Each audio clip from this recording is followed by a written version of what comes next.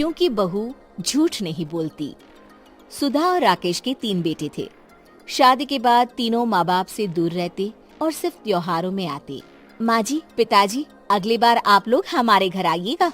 अरे नहीं बहू, सब यही आ जाते हैं तो घर खिला खिला लगता है।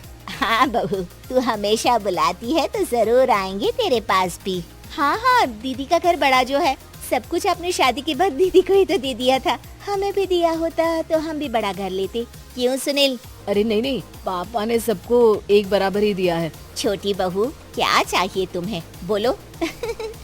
वो आपके सोने की चेन वाली घड़ी है ना, वो अगर आप मुझे, तभी वहाँ मजली बहू भी आ जाती है। और मुझे ना आपका मंगलसूत्र कितना लंबा, सुंदर और भारी भी है। अरे हाँ हाँ, तुम दोनों को ही दूंगी बहू, चिंता न करो। चलो अब खाना लगाओ, खाना खाया जाए। सभी मिलकर खाना खाते हैं कि पड़ोसन आ जाती है।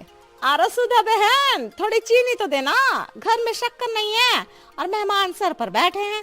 अरे छोटी बहू, चाची को शक्कर तो दे दो। अरे मजली दीदी, आप दे दीजिए ना, मैं यहाँ कम आती हूँ तो मुझे पता ही नहीं है कि सासू माँ सारी चीजें कहाँ रखती है। और तुम मैं कौन सा यहाँ रोज शक्कर फाँकने के लिए आती हूँ, मुझे भी नहीं है पता। तभी बड़ी बहू हाथ में चीनी की कटोरी लेकर आती है। चाची, शक्कर आप लोगों का बड़ा सहारा है माँ जी और पिताजी को, वरना हम लोग तो यहाँ रहते ही नहीं। आप जैसे पड़ोसी हैं तो हम निश्चिंत हैं। और जीती रहे बहू, अब तो ये घर पड़ोस कम परिवार ज्यादा लगता है। सुधा अपनी बड़ी बहू को देखकर बहुत खुश रहा करती थी। वो उससे अक्सर घंटों बात भी किया करती, लेकिन दोनों दूसरी बहुओं का भी वो समझती थी कि शायद छोटी है, वक्त आने पर संभल जाएंगी। समय आ जाता है जब सभी को वापस जाना होता है। माँ जी, हम लोगों की फ्लाइट पहले है, हमें इजाजत दे। वो सास के गले लगकर चली जाती है। थोड़ी देर बाद छोटी बहू कहती है, माँ जी, मैं ना ये सोफे के कवर और चादरें ले जा रही हूँ, यहाँ तो ऐसी ही पड़ी रहेंगी। हाँ हाँ बहू, ले जा, और कुछ चाहिए तो बोल। और तो चाहिए बहुत कुछ, पर चलिए कोई बात नहीं, अगली बार ले जाऊंगी मैं। ऐसे ही मंजली बहू भी घर का बहुत सारा सामान ले जाती है। सभी के जाने के बाद सुधा राकेश से कहती है, घर कितना सूना लग रहा है ना। हाँ, और खाली भी। तुम्हारी दोनों बहुएं सब बटोर गई। अरे ठीक है ना, हम दोनों ही तो हैं, कितना सामान लगेगा। फिर उन लोगों की नई गृहस्थी, इतना मत सोचा करे। समय बीतता है। ऐसे ही हर साल त्योहारों में सुधा और राकेश के बच्चों की बहू आते और जाते वक्त ढेर सारा सामान पैक कर कर ले जाती। लेकिन कुछ ही सालों में सुधा का देहांत हो जाता है। पिताजी, आप यहाँ अकेले क्या करेंगे? हम लोगों के साथ चलिए। अरे नहीं नहीं बहू, इस घर में सुधा की यादें हैं, मैं उसे नहीं छोड़ सकता हूँ। अब तुम लोगों की माँ नहीं रही। देख लो, वैसे तो मैंने उसके जीते जी सब कुछ दे दिया है, लेकिन कुछ उसका पर्सनल कीमती सामान था जो ये है, ले लो। सामान में होती है एक घड़ी और एक मंगलसूत्र। माँ जी ने कहा था कि वो ये घड़ी मुझे देंगी। हाँ हाँ, पिताजी, माँ ने सबके सामने ये घड़ी सरिता को देने के लिए कहा था। उठा लो सरिता माँ की घड़ी। अब क्या था, छोटी बहू फट से घड़ी उठा लेती है। और पिताजी, ये मंगलसूत्र तो माँ ने मुझे ही देने को कहा था, याद है ना? वो सभी की ओर इशारा करती है। तू भी ले ले ये हार बेटा, कोई बात नहीं। मंजली फटाक से हार उठा लेती है। ससुर बड़ी बहू की तरफ देखते हैं। तुझे क्या दूं बेटा? पिताजी, माँ ने एक चीज मेरे लिए भी रखी है। सभी के कान खड़े हो जाते हैं कि आखिर सास ने क्या रखा होगा बड़ी के लिए।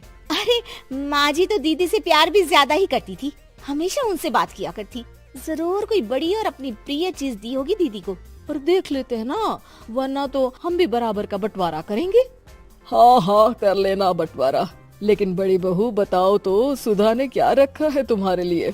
अभी तो हम लोग यही हैं पापा जी, जब जाने लगेंगे तो बता दूंगी। बड़ी बहू के मुंह से ये बात सुनकर बाकी दो बहुएं सोचने लगती हैं कि आखिर क्या है जो दीदी को सासू माँ देकर गई हैं। दीदी, ऐसा तो नहीं ना कि पूरे घर का आधा हिस्सा माँ बड़ी भाभी को देकर गई हो? तभी वहाँ ससुर आ जाते हैं। नहीं नहीं, ऐसा कुछ नहीं है। मकान तो तुम तीनों का बराबर से है। देखो, बड़ी बहू से तुम्हारी सास ज्यादा जुड़ी थी, न जाने क्यों घंटों बात किया करती थी। पता नहीं क्या देकर गई है उसे। और ससुर जी, आपको क्या पता, चालाकी से पूरे घर के पेपर में साइन करवा लिए हो, या फिर कोई छुपा गहना। आखिर मकान पूरा तो आपने सासू माँ के नाम ही कर रखा था ना। अब घर में ये सस्पेंस बन जाता है कि आखिर बड़ी बहू क्या लेकर जाएगी। फिर वो दिन भी आ जाता है जब बड़ी बहू के जाने का समय हो जाता है। बेटा, परसों तुम चली जाओगी, बताया नहीं, माँ ने तुम्हें क्या दिया? घड़ी और हार जो बेशकीमती था और तुम्हारी सास को सबसे ज्यादा प्रिय था, उसका तो बंटवारा भी हो चुका है। अब तुम्हारी बारी। हाँ पिताजी, आज मैं ये बात बताने ही वाली थी। माँ ने मुझे उससे भी बेशकीमती चीज दी है और वो है आप। आपसे अधिक प्रिय उन्हें कुछ नहीं था। माँ चाहती थी कि आप मेरे साथ रहें। चलिए पिताजी। बेटा, मेरे पास तो कोई पेंशन भी नहीं है और ना ही कोई प्रॉपर्टी। लेकिन आपके पास संस्कार है पिताजी, जो मेरे बच्चे आपसे लेंगे, तो आपको ले जाने पर स्वार्थ ही है मेरा। चलिए ना पापा। सभी के सामने पिताजी बड़ी बहू और बेटे के साथ उनके घर चले जाते हैं।